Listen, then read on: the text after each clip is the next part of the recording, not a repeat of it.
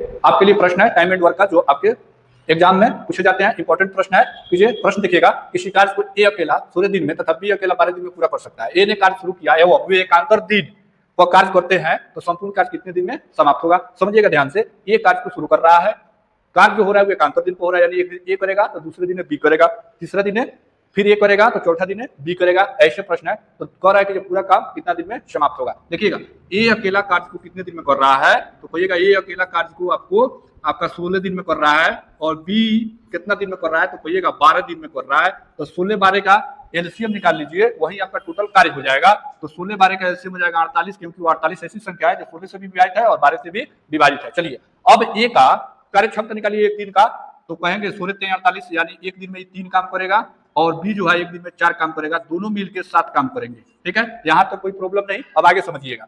अब समझिए, जब एकांतर दिन है तो 2 दिन होगा, एक दिन ए आगे करेगा, दूसरा दिन बी करेगा, तो 2 दिन का कार्य कितना हुआ, तो कहिएगा 2 दिन का जो कार्य है वो आपका 7 वो काम हुआ। ठीक है, काम कितना कराना है, तो कहिएगा 48 काम कराना है। तो इसके करीब जाइए तो कहेंगे 6 से गुना कीजिए, और इधर भी 6 से गुना कीजिए, तो ये हो जाएगा 6 दूनी 12 दिन।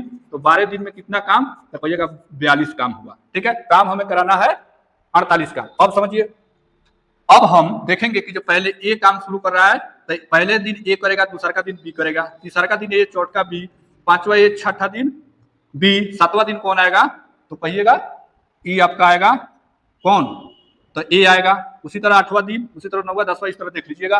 तो 12 दिन का कार्य हुआ, यानी 12 दिन पर आ जाएगा बी। तो 13वां दिन कौन आएगा, तो कहिएगा 13वां दिन आएगा ए काम करने। तो 13 दिन यानी 12 प्लस 1 दिन, तो 13 दिन हो जाएगा, यानी एक दिन आया और एक दिन में कितना काम करके जाएगा, ये 3। तो 42 में 3 ऐड कीजिएगा, तो इधर 13 दिन का काम हो गया, यानी 13 दिन में काम हमारा हो गया 45 काम। अब हमें काम कराना है, 3 काम बाकी है 48 को काम कराने में। लेकिन अब बी का बारी है, तो जब बी आएगा काम करने, तो एक दिन में 4 काम करेगा, और 4 काम करके जाएगा तो काम हो जाएगा 45 4 49 काम हो जाएगा। और 49 काम तो हमें नहीं कराना है, हमें कितना कराना है, 48 काम कराना है।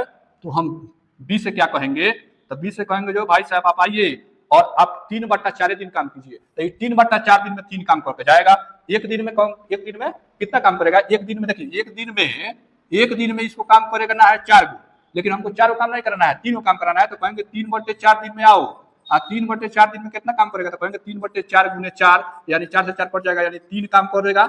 तो देखिए यहाँ, तो कहेंगे 3/4 दिन काम करो, और इधर की काम कर देगा 3। तो 45 3 48 का हो जाएगा कि नहीं। इधर कितना हो जाएगा, तो कहिएगा 13.3/4 दिन।